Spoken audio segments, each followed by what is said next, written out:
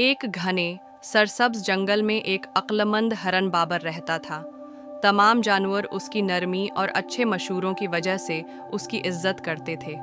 उसी जंगल में एक चालाक और लालची गैडर है, जंगू भी रहता था, जो हमेशा आसान रास्ते ढूंढता रहता था ताकि जल्दी से खाने को कुछ मिल जाए। गर्मियों में जंगल की नदी खशक हो गई और सब जानवर परेशान हो गए। बाबर ने सबको मशूरा दिया कि दरख्तों के करीब ज़मीन खोदें, क्योंकि वहाँ ज़ेरे ज़मीन पानी हो सकता है। जानवरों ने मिलकर काम किया और जल्द ही एक छोटा सा तालाब बन गया। सब ने फैसला किया कि बारी बारी पानी पिएंगे ताकि किसी को कमी न हो। लेकिन जंगू ने सोचा, मुझे इंतज़ार क्यों करना चाहिए? मैं तो रात को आकर जितना चाहूँगा पानी पीऊँगा। रात को जब सब सो रहे थे, जंगू छिपकर तालाब आया। उसने बहुत ज़्यादा पानी पिया और शरारत से पानी में उछल कूद की, जिससे पानी गंदा हो गया। सुबह जब जानवर पहुँचे तो वो हैरान रह गए।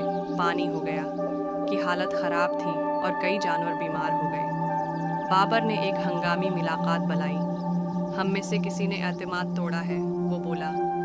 हमें अपने पानी की हिफाजत करनी होगी। अगली रात जानवरों ने निगरानी का बंदोबस्त किया। जैसे ही जंगू आया, उन्होंने सबको खबरदार किया।